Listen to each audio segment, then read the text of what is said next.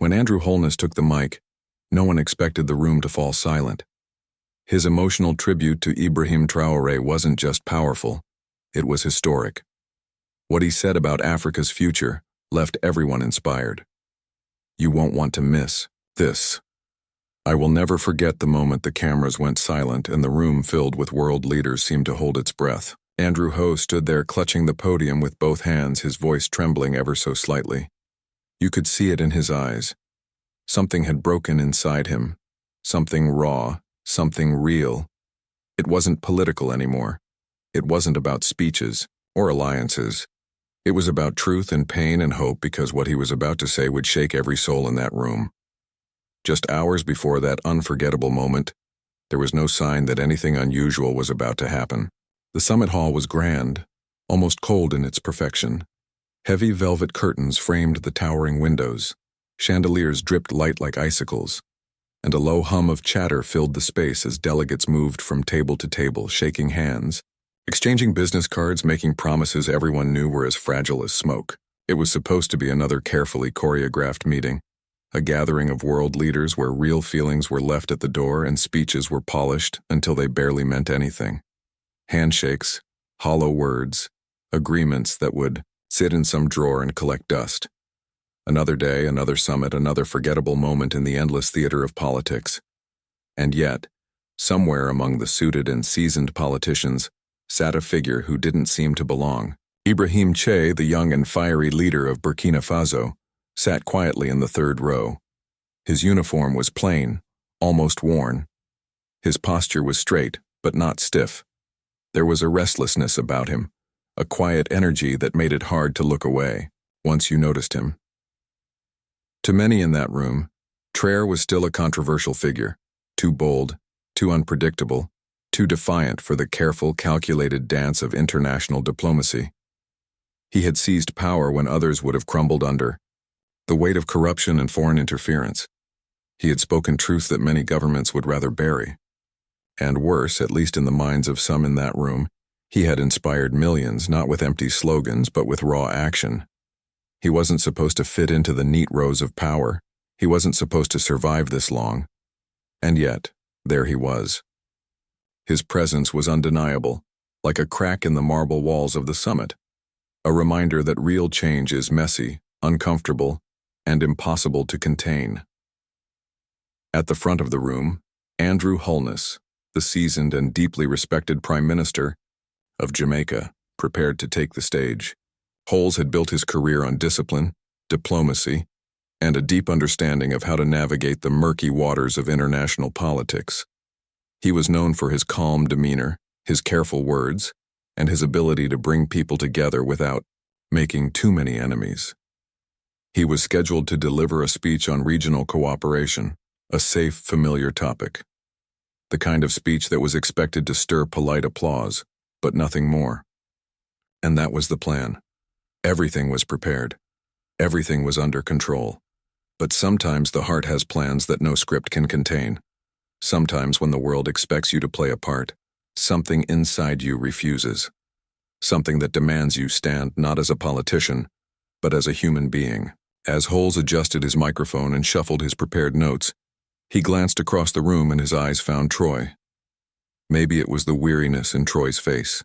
Maybe it was the stories Holness had heard but never dared to repeat aloud. Maybe it was the simple truth that deep down he could no longer pretend everything was fine. Whatever it was, something shifted. Something ancient and honest and deeply human broke through the polished surface of politics.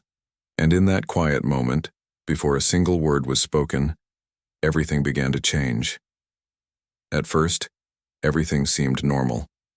Holness began reading the opening, lines of his speech, formal greetings, a few light acknowledgments, the same rehearsed tone the audience had come to expect. But then a pause. It wasn't the kind of pause politicians make for dramatic effect. It was a real pause, heavy, uncertain, almost painful. Holness looked down at his prepared notes. His hands trembled slightly. A ripple of confusion stirred through the hall. Delegates exchanged glances. Whispers started, barely audible, but charged with tension. Was he forgetting his words? Was There a technical problem? Slowly, almost reluctantly, Holmes set the papers aside. He wasn't going to read them. Not today. He looked out over the crowd, his eyes scanning the room, not for applause, but for understanding. He seemed smaller somehow, not weaker but more exposed, as if the weight of truth was pressing down on his very soul. And then in a voice roughened by emotion he spoke. "I was wrong," Holness said. "We were wrong about him."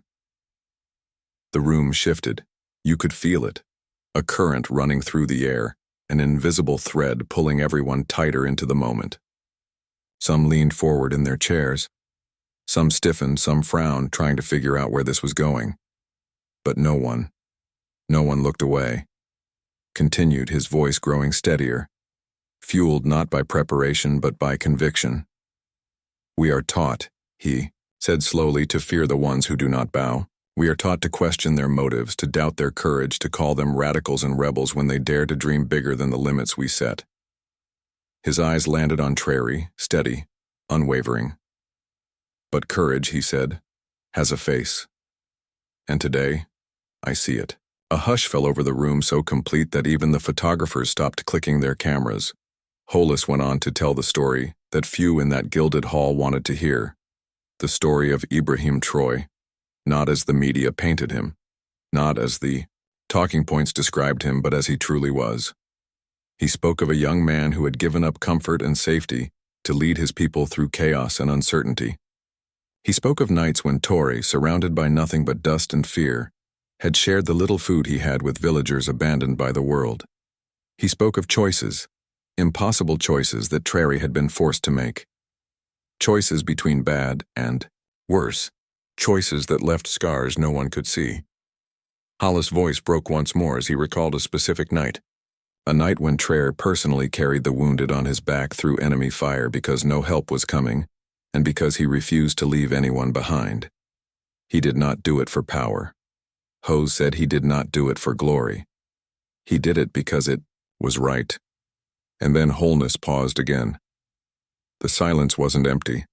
It was full of realization, full of shame, full of a quiet, desperate hope that maybe, just maybe, they had been given a second chance to see clearly. Slowly, Holness stepped away from the podium. Every camera turned. Every eye followed him. He walked one careful, deliberate step after another toward Kara's seat in the third row. There were no guards blocking his way. No aides rushing to stop him. The distance between them felt infinite and yet achingly small. Finally, standing before the young leader, Holness extended his hand, and in the gesture that would soon circle the globe, he bowed his head, not as a sign of weakness, but as the deepest act of respect one human being can offer another. The hall, frozen in disbelief, held its breath because they all knew in that moment that history had just shifted, not with the bang of revolution or the thunder of armies, but with the simple, undeniable power of truth. For a few long seconds, time itself seemed to stop. Andrew Holness stood there, head bowed, hand extended, a simple gesture, yet it cracked the walls of pride, politics, and protocol that had been built up over decades. Ibrahim Traoré, still seated, stared up at him, stunned. In that split second, you could see it. The flicker of disbelief in his eyes, the walls he had built to survive, the armor he wore to protect himself, walls that had shielded him from betrayal, from slander, from the world's cruel judgment, walls that now, before the eyes of the world, began to crumble. Very slowly, almost hesitantly, Traoré rose to his feet. The young leader who had faced down armies, who had stood firm against international pressure, who had walked through fire and loss without blinking, now stood trembling, not from fear but from something far more dangerous, hope. The room remained silent. It was not the silence of politeness nor of confusion. It was reverence. Even the harshest critics, the most jaded observers seemed to feel it, the undeniable gravity of this moment. Hall's hand remained outstretched. Traoré looked at it, and, for a moment it seemed he might refuse. It would have been easy, after all he had endured, to harden himself again, to turn away, to cling to the anger that had kept him alive, but he didn't. Instead, slowly he reached out and took Holness' hand in his own. It was not a handshake for the cameras. It wasn't firm or staged or rehearsed. It was clumsy, human, real. And then Holness did something no one could have predicted. He pulled Traoré into an embrace. Not a quick political hug meant for headlines, but a deep, lingering embrace between two men who, for all their differences, had found in each other something sacred: recognition, respect, brotherhood. The cameras flashed wildly now, but no one paid them any mind. The leaders seated around the room, men and women used to wielding power like a weapon, found themselves wiping their eyes, unable to pretend they weren't moved. Somewhere someone began clapping, softly at first, then louder, and then all at once the hall erupted. Applause thundered through the room, rolling like a wave over every boundary, every line drawn between nations, every scar left by history. It wasn't just for Holness. It wasn't just for Troy. It was for the possibility that maybe, just maybe, something pure still lived in the hearts of men. As the applause roared, Holness finally stepped back, placing a hand over his heart. Troy did the same. No words were exchanged between them in that moment. Because none were needed, the world had heard enough words. It was action, quiet, humble, undeniable action that spoke the loudest that day.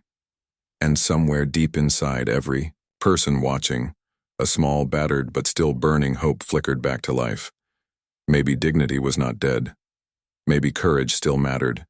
Maybe change, real, lasting change, was still possible, and it had started, not with a declaration of war or a bill signed into law, but with two men who chose against all odds to see each other's humanity. Long after the applause had faded and the leaders had filed out of the grand hall, the echoes of that moment lingered. The news networks would replay the footage for days. Analysts would dissect every frame, every glance, every word, trying to explain the unexplainable. Social media would explode with hashtags, debates, and tributes, but none of those recordings could capture the real power of what had happened that day. Because the real change didn't happen on television screens. It happened in the silent, invisible space between two men who dared to put down their shields and meet each other with open hearts. In the hours that followed, a shift began, quiet, almost imperceptible at first. Countries that had once treated Traoré with suspicion reached out to him, not with demands but with open hands. Leaders who had once dismissed his calls for justice began to listen a little closer. Journalists who had once written him off as a rebel began calling him a statesman.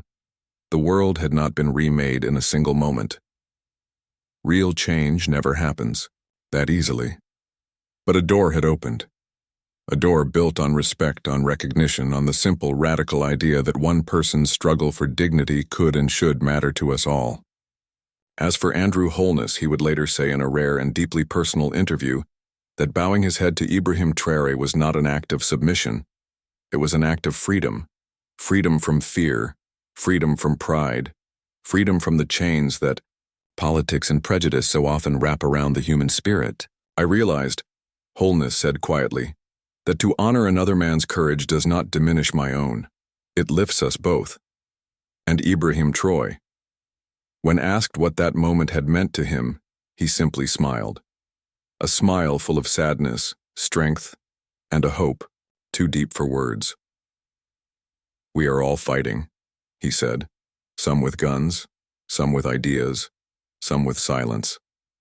But today, we fought with respect, and we won. Maybe that was the greatest victory of all.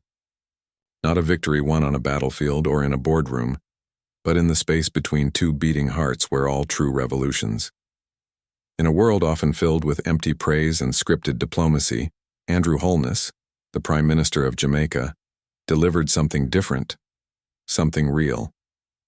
During a major international summit, he stood before world leaders and offered a tribute to Captain Ibrahim Traoré that wasn't just moving, it was profoundly inspiring. Holness didn't read from a prepared script. He spoke from the heart, recognizing Traoré not simply as a political figure, but as a beacon of courage for an entire generation. He praised Traoré's fearless leadership, his refusal to be swayed by external pressures, and his unshakable belief that Africa must define its own destiny. With every word, Holness connected two distant lands, Jamaica and Burkina Faso, through a shared history of struggle, resilience, and the unbreakable dream of true freedom. He spoke of the dreams of ancestors who fought for liberation, drawing a powerful line from the struggles of the Caribbean to the new waves of hope rising in Africa. Holness made it clear, Ibrahim Traoré is not just leading Burkina Faso. He is leading a movement, a message that it is finally Africa's time to rise without apology, without permission, and without fear. The audience, filled with leaders, diplomats, and activists, sat in stunned silence, absorbing every word. Some wiped tears from their eyes. Others nodded, visibly moved by the honesty and weight of Holness's tribute. It wasn't just a speech. It was a moment of truth that cut through politics and touched something deeper, a shared human longing for dignity, pride, and freedom. Social media exploded within minutes. Clips of Holness's speech trended worldwide, celebrated as one of the most genuine moments in modern political history. Across Africa, the Caribbean, and the diaspora, people felt a surge of pride knowing that their struggles, sacrifices, and dreams were finally being honored on a global stage. But the most powerful reaction came from Ibrahim Traoré himself. With visible emotion, he thanked Holness, not with grand gestures but with a simple, powerful nod, a silent promise that the work would continue, that the dream they shared would not be abandoned. In that unforgettable moment, two leaders, two histories, and two continents stood united, and the message was crystal clear. The future belongs to those brave enough to believe in it and bold enough to fight for it.